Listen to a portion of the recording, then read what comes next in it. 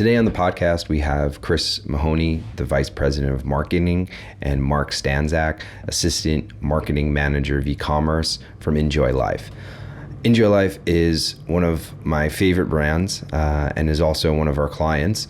Their parent company is Mondelez International, and they make vegan, dairy-free, nut-free, allergen-free snacks that taste amazing. We've been working with Enjoy Life for the past year or more on implementing their branding on their Shopify Plus store, as well as handling their email marketing. And we're continuing to work with them to optimize their store for performance and conversions, as well as managing their email marketing campaigns. And they've just been a really great client to partner with. So I thought it would be really fun to have them on the podcast to talk about why the brand was started, their origin story, what problems they're solving, as well as some challenges that they may be facing and advice for other CPG brands and who are direct to consumer, as well as have a more omni-channel approach because they do it all. So it was a really interesting conversation. I hope you enjoy it. This episode is sponsored by Gorgias. Gorgias is the #1 e-commerce help desk that lets you manage and respond to messages from your site, social, email, and SMS all in one platform. They have built-in automations to handle common queries like order tracking and save your team time and money. Get a free month by clicking the link in the description and elevate your customer experience today. You're listening to the Agency X podcast. I'm your host, John Sertikowski, founder and CEO at Avex, a New York City-based e-commerce agency for high-growth D2C brands. As always, I'm joined by our e-commerce strategist, David Anzalone. Our goal is to provide some insight into e-commerce, technology, design, and everything in between. Let us know what you think of today's episode and make sure to visit our website, avexdesigns.com. Welcome to the Agency X podcast. Today we are joined by Chris and Mark from Enjoy Life, a brand that we've been working with for quite a while now.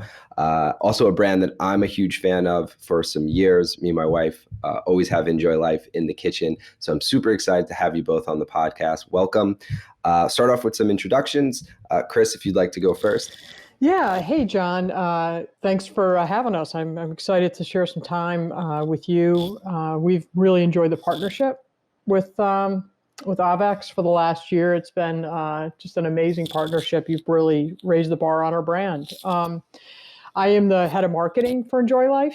I've got a long history in CPG, and this brand is it's a great brand, and it's an amazing brand for people that have any kind of food allergy. So we have a very strong and passionate community of brand fans. So I'll let Mark introduce himself.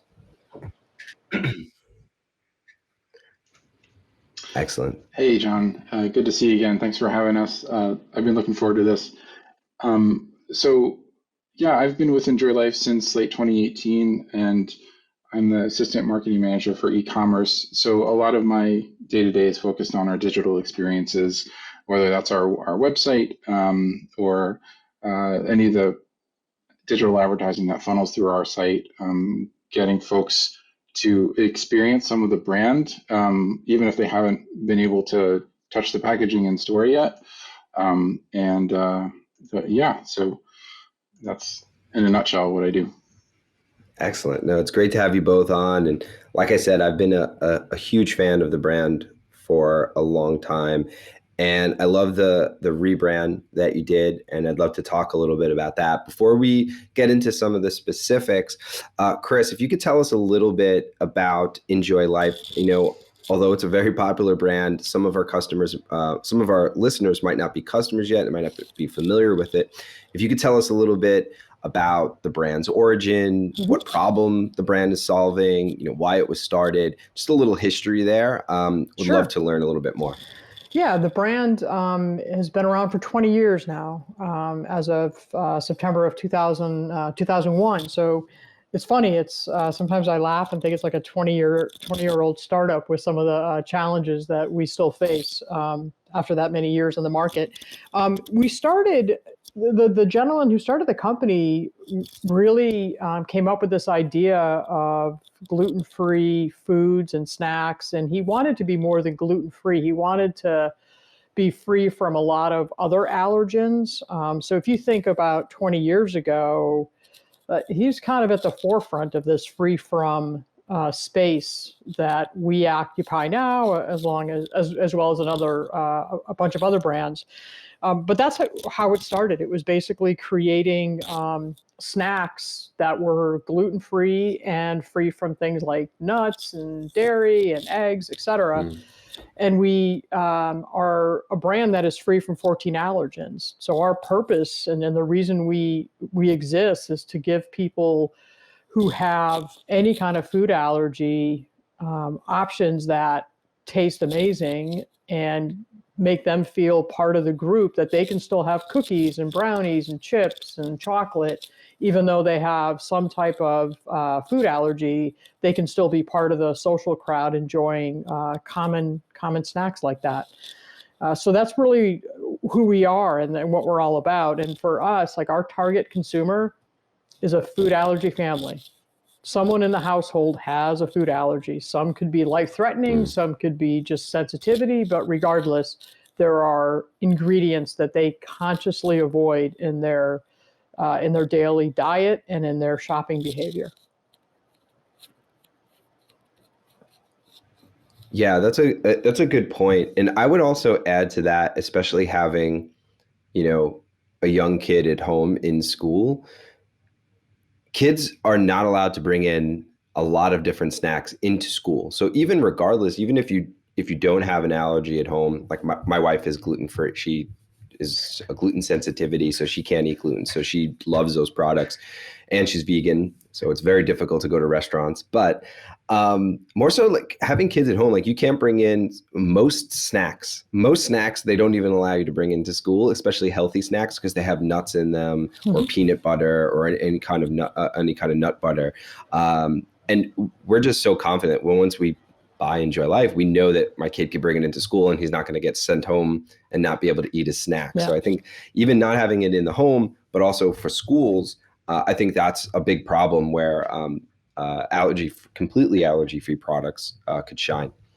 What I was going to say is, just to build on what you said about your son and what he can bring into school. One of the things that we added in our rebrand efforts was a school safe message on the front of the package, because that's a consumer truth that, kids these days, families are like, so they have this short list of snacks that are allowed in school activities, and putting school safe on the front of the package, and we can confidently say that because all of our products are made in a dedicated nut-free and gluten-free facility. Like, we're safe for kids to bring to school and schools to serve. So for us, that was a big, that's part of the rebrand, not the only reason we did the rebrand, but definitely one of the outcomes of it is being very overt about us being school safe as a product. That's a great point. And leading to the new brand, I'm glad you mentioned it. So you did the rebrand, and Avex helped with applying that to the website as well as to email marketing. As far as the rebrand goes, what was the main purpose about that? I know you said that part of it was to make sure that people knew it was allergy free, as it was safe for schools. But if you could tell us a little bit more about why Enjoy Life went through a rebrand, that would be great. Yeah, I think there's a few things we were trying to do with the rebrand. One is to simplify the packaging.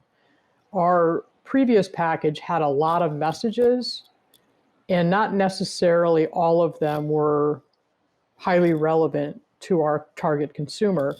We just had a lot of copy on the front talking to features of the products, but at the end of the day, our target consumer is looking for a brand that offers them confidence and safety in serving allergen-free products. So being overt with the free from 14 allergens call out, linked to our logo, contemporizing the logo so it's much more family friendly and approachable.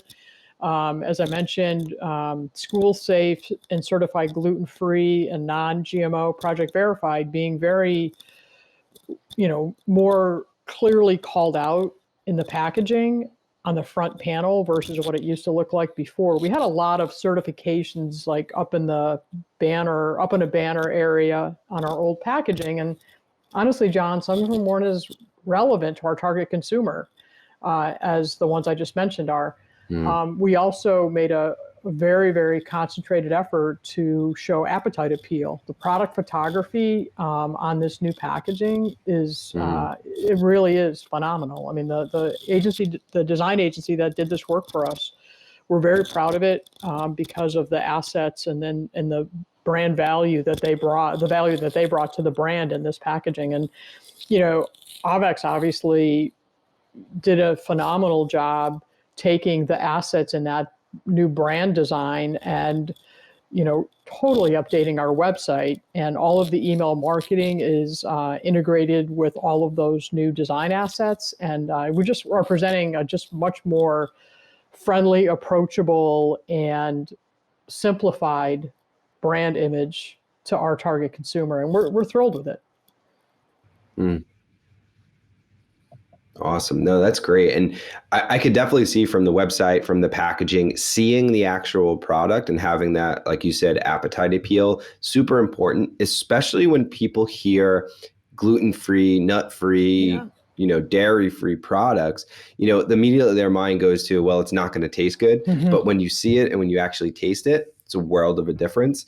And also, you said you started 20 years ago. I think it's important, to your point, that a lot has changed, and there's a lot more, vegan brands that are on the market right now. And almost like everyone's just pushing, hey, we're vegan, we're dairy free, or whatever.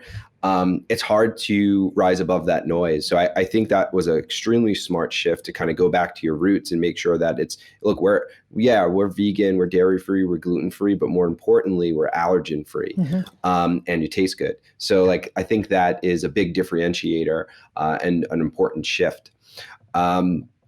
So I know that results may vary, but I would love to get your opinion on this, Mark, of how updating the website, updating the email marketing, all of those initiatives, what have been some of the positive results or any negative results as well?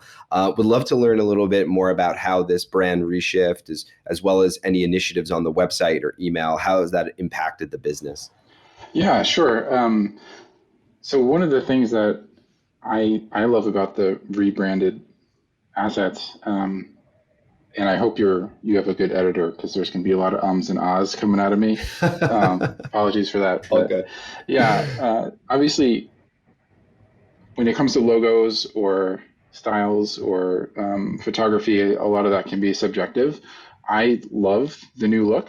I think not only does it combine a friendliness, which is literally our logo has a smiling face in it, so it doesn't get much friendlier than that. But it also forced us to rethink visually how each product line, how we want to connect each product line to the consumers in a unique way. So how do we visually show the excitement about cookies versus brownies versus any one of our product lines? And so while that final finished product on shelf may stand out more, and it certainly does, and it seems more updated, that also created so much for us to work with across all of our marketing materials, both from say those design cues that are unique to the cookies. There's an illustration that's unique for cookies that we can then pull into a collection page on Shopify that shows playfulness, but it also shows that connection back to the on-shelf product. And so, the current business environment being what it is, it's hard to separate out, necessarily what's happening at any given time and say, track things down to a brand change or some other event that might be happening right now. But what I can say is that we are very much focused on being able to speak to any of our consumers wherever they want to be reached. That's D2C, e-commerce, or on Amazon or on shelf, if they prefer to go browse. And so we can, now that we've really thought through visually, how does each of these products come to life and how does it connect to the brand, whether they're getting an email or they're getting an ad on the social media platform that brings them back to a landing page. They're going to see that consistency, which is what the rebrand was all about. But I think that just having had to think through visually all of these things allowed us to flow it through all of our marketing in a way that we wouldn't have been able to do if we didn't start from the beginning, and just try to sort of slap additional exciting images on top of our old stuff, So that was really impactful. And I'll say that we got a lot of good feedback too from our consumers. And personally, I just have to say as an anecdote, like I like the word customer better than consumer. I don't know if I'm allowed to say that, but you can say whatever you want. Yeah. But yeah, so folks who were looking for our products noticed it, and it just led to a better experience all around. So yeah. Great. No, and you could see when you look at the packaging side by side, or you look at some of the creative on the website or the email marketing initiatives, like when you look at old versus new, the branding, it feels more fun. It feels more alive, more modern, but it also still embodies that Enjoy Life brand that's been around for I didn't know it was around for 20 years. That's, sounds like a long time. But it still has that it's still recognizable, but it stands out a whole lot more. So that's great, and especially having those assets for marketing materials, the illustrations, the different colors, how it's like matched to the product. I think that definitely makes it a lot easier to put out good creative when it comes to the marketing, and definitely made our jobs easier on implementing it on the email and website side of things, because it's just really good creative. Yeah. One more thing. Sure. Yeah. So I didn't speak to the negatives of what this project might have. There's always some negatives. Yeah, and I'll say in the end results, I don't think there are negatives, but given that our brand does have such a history, and for instance, I think you alluded to this, John, people need to trust that we're still providing the same thing. And so not changing too much is important, but changing in a meaningful way is important. And so I wasn't involved in the beginnings of this project, but as you said, like I've helped to bring it to life elsewhere with you guys and in other places. But you can't do a half measure, which means that there's going to be a whole lot of chaos for many months until it all shakes out, and you find that very last asset that's hanging around somewhere, whether it's a downloadable PDF that you created, 7 years ago that's still alive on the web somewhere, or like somebody searches you can control your own website in other places, but somebody does a simple Google search and you just miss this one thing somewhere out on the web, and it's like, oh my gosh. So yeah, it's kind of the gift that keeps on giving, but it's all good because you get to revisit everything, literally everything, and have to update it. Yeah, and I'd say that that's something that probably everyone who's close to the project on the brand side or on the agency side, on our side, like we definitely think about more and see it. Like I know I could spot a couple things here and there that I see around the internet, but the customers, I think it's a big shift, but it's also still relatable where they could still notice it, right? They could still see it's Enjoy Life regardless. It wasn't such a complete rebrand where you changed the direction of the brand or the name or something like that. So I think that it's minimal what customers are seeing, if they're seeing it at all, of such a change. But and I agree with you, some negatives, like when you're going through a rebrand, like when we first kicked off the project, I remember there's some delays with photography, or there might be, we're working with another third party, with another agency, they have to create certain assets, and being able to like work together to say, okay, well, look, we know that there was going to be bumps in the road during this project and engagement, and that it's going to take some time to roll all of this out, and I think that's where both sides really work together well. It's understanding that that's going to happen, and how do we react to those things. Yep. And going through a rebrand has to be tough. Yeah. So there's a lot of growing D2C brands, especially in the CPG space, that are either just starting out, or they're trying to get into retail or trying to market their products. If Chris, if you could tell us a little bit about some advice that you might give to a CPG brand that's trying to break into a retail location or trying to get their product into the big box stores, any advice that you could give them to guide them in the right direction? Yeah, sure. So ironically, I mean, now that you know that we're 20 years old, you know that we started our business in brick and mortar stores and then added D2C later.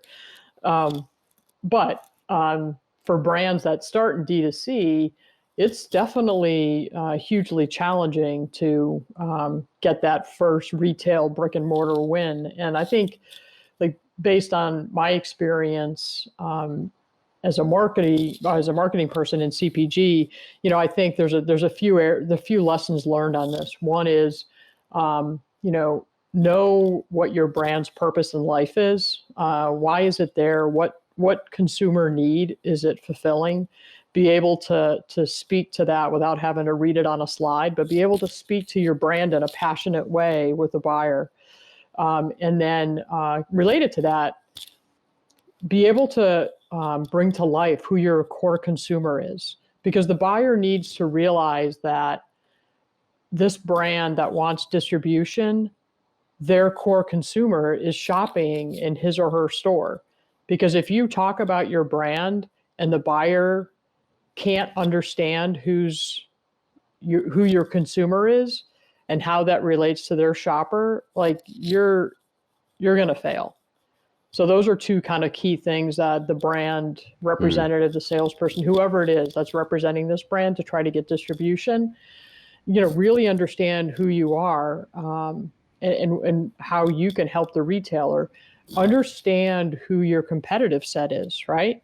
Not only who you're competing with online, but if you're, presenting to Whole Foods, for example, do your research, know the category. And, if you don't have the data available, find a way to get it. So, work your network and get the data so you understand what the category dynamics are. So you go in and you're like, hey, this category that we are in is growing. We recognize these competitors exist. Here's how we're different. Here's who our consumer is. Our consumer segment is growing. This is the need we're fulfilling. You have to pitch, because as anyone who is trying to get into retail knows, retail shelf space is a commodity that the retailer decides who gets in and who doesn't get in. And if you don't meet the velocity hurdles within a given amount of time, you're out and the next one's in. So it's definitely, and I think that so those are some of the lessons learned. And then, use the initial wins to propel more wins. So for example, if you get into one region in Whole Foods and you support it, with marketing, sampling, advertising, whatever you can do to drive trial and purchase of your brand, whatever data you can get, use that to then say, hey, we got into this division of Whole Foods. We've been really successful. We think that this product would make sense in these other divisions of Whole Foods or in Sprouts or, whatever retailer you choose. But it's not I think a lot of times D2C brands want to go all out and get all this retail distribution. Well, that can be expensive and could be short-sighted, because if you don't turn and you lose that distribution, if you think it's hard to get initial distribution, once you're kicked out, it's really almost impossible to get back in, because you're sort of in the penalty box. Yeah. No, that makes a lot of sense. So what I'm hearing, there are a few things. I'm hearing that building relationships with your buyers is important. sales and building that skill, which, not everyone is taught. You have to almost like jump into it. Sales needs to be a priority, and you're not just selling to a customer, you're selling to a buyer that's buying it for their store. And you have to identify, what's their pain point? Like, how are you going to make them look good with their employers? Like, how are you going to, because if they pick the right product and put it on the right shelf and it sells a lot, they're going to buy more. But also don't bite off more than you can chew, Right. because that could end up biting you. Like you said, like trying to get into all of these retailers and getting a huge footprint there. But, it's very costly. And then I know that a lot of big box stores are notorious for like, canceling contracts or pulling early, where it won't impact them so much. But a smaller CPG brand, one huge hit like that, and it could really demolish a large portion of their business. So, just do your research. Yeah. That's good advice. Yeah, that's great. I think that's extremely valuable, especially for younger CPG brands. I know that I've seen a lot of brands ask that question about how they could get how they could start getting into stores, especially some of our brands as well. So the digital landscape around e-commerce itself is also changing, especially with iOS updates, how that has now impacted Facebook ads, not being able to target customers as well as you could in the past. So you can't just dump Facebook dollars into Facebook and expect a huge return on investment. So it's harder and harder for D2C brands, and especially CPG brands, to get in front of an audience. And Mark, maybe you could chime in on this a bit. Where do you see the future of marketing going for CPG brands? Like, what's going to be the most valuable channels? What should they put their focus on if Facebook ads are no longer working as well? Yeah, that is the conversation, right? Where to start? So I have a couple of thoughts on this. One is just from this company's brand, as Chris mentioned, was maybe we're starting from a bit of a different place. A lot of our customers are really passionate for reasons for a lot of reasons, but that didn't come from an online ordering place. That didn't come from I discovered this by product reviews and I loved the box when I got it kind of a feeling, which is great in and of itself. I love those experiences myself. And so we kind of have this advantage in that way where we could transition to selling online. And especially for folks that really have that core allergy need, if they can't find a specific flavor in store, or if they can't find it on Amazon for some reason, we have that D2C backup. So it's both a way for us to introduce folks, hopefully with a very positive experience with our brand, but then also to keep them supplied if they're regular purchasers, kind of this backstop that we can always deliver, hopefully, if they can't find it or they're in a new place or whatever where they can't source our product. But so anyways, that being kind of the background, I was thinking through yes, if we are not in a place where we can trust the data that might be provided for whatever reasons from third parties, it really forces us to just do a good job in the first place in the places that we can make an impact. That sounds simplistic, but that's my point of view, is sometimes that just relying on that external lever is too simple. And if you plan your organization around that and then the lever breaks, then you don't have anything to rely on internally. What are you going to do, right? That's the core of your question, I think. And a couple of things strike me. This morning, I was telling Chris this morning, I was scrolling through Twitter, and I follow some marketers, most of whom I've never met and probably will never meet in real life, but they have great insights. And I stumbled upon this thread about email marketing where basically somebody was saying look, to all those brands out there who are sending me an email every day, every single day, stop it. Like, respect my inbox, you know? Yeah. And that's my point of view, is like, I prefer to go deep on fewer things than to get a wall of information and pick and choose what I like from that wall. But the responses to me were more interesting and insightful than even that like initial, like, I agree with you, because some folks were coming back and saying, like, I hear what you're saying, but we've tested it. And for instance, we sent emails every day, and what we found was that our unsubscribe rate went up, but the people who stayed subscribed really liked it. Or maybe not necessarily sending an email every day, but a 15 email, a 15 email drip campaign that just is really well crafted and gives them that consumer a great experience. Because, like, for me, I love, this is like very much reflective of where I am in my life right now, but I love Wayfair's email marketing program.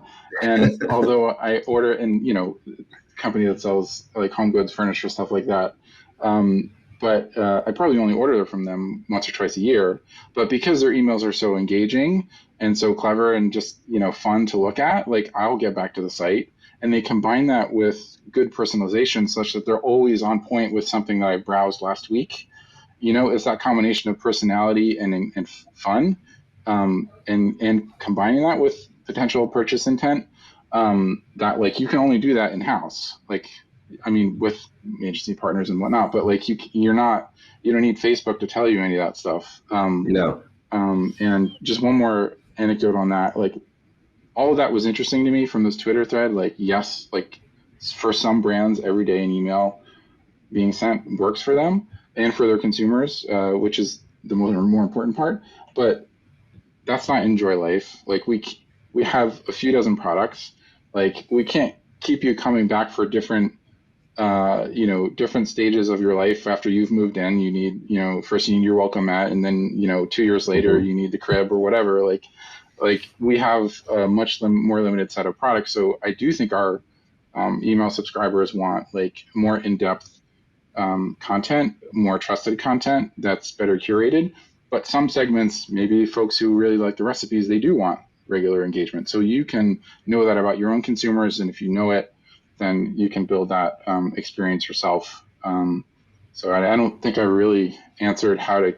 No, I got some takeaways from that. What my takeaways from that are, one, you shouldn't be relying on one lever, one channel that is going to be detrimental to your business if it fails, right? You need to own